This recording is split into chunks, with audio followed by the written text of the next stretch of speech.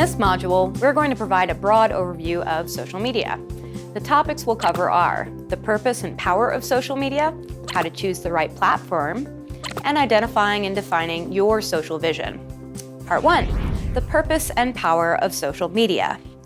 With over 2.8 billion people currently active on social media each month, there's no questioning that social media has broad appeal. That being said, doing something just because everyone else is doing it has never been a viable excuse. When you have so many people using and accessing a platform, you have an amazing opportunity to engage with communities you may never have had access to otherwise. Tools like hashtags, Facebook groups, and Twitter lists will give you the ability to access educators and professionals in the math space that you can then connect with in order to ask questions, get feedback, and get content that helps you in engaging your child in math. Part 2, choosing the right platforms.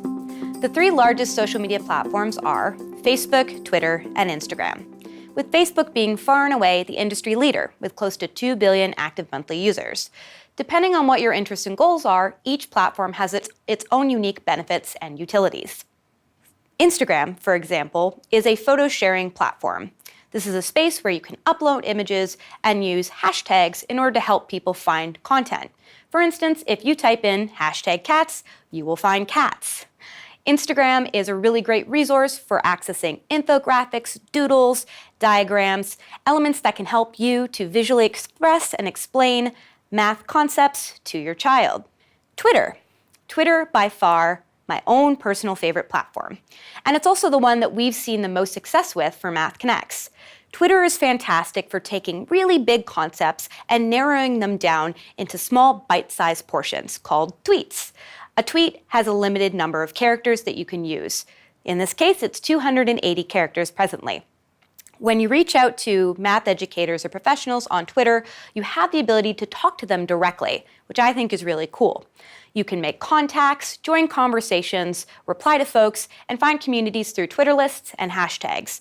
This allows you to have quick and easy conversations and speak with people you may not have had access to before. For instance, perhaps a professor at the University of Queens. Facebook.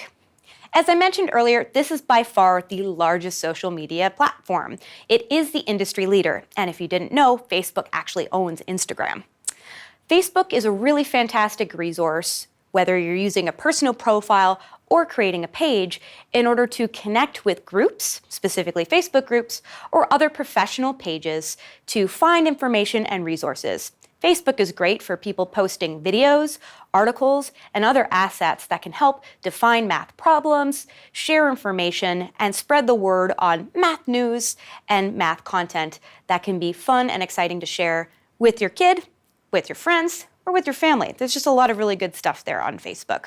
If you're having trouble accessing different communities on, let's say, Twitter or Instagram, Facebook can very quickly give you a direct link to people creating crafted and curated content. So it can provide information in a way that's a little tidier, neater, and sometimes easier to access if you're looking for something specific.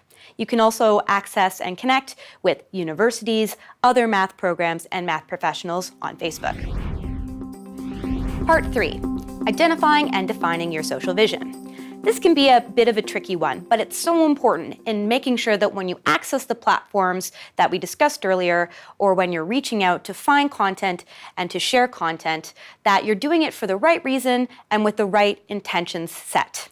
When you're reaching out to start looking at your social media math journey, it's really great to set a social vision intention. That social vision is what defines and moves you through the spaces that you are accessing and connecting with resources. So, for instance, a social vision may be from a math professor that they want to change people's minds in regards to math anxiety. Your social vision may be that you want to find content that is visual and stimulating that you can share with your kids or with the children in your classroom. Your social vision will help keep you on the right path and going in the right direction when you're perusing your content, you're looking at that math chat hashtag that we talked about earlier. It'll keep you on track from falling into a pit filled with #cats. Because although that's fun, that's not necessarily going to help you on your journey.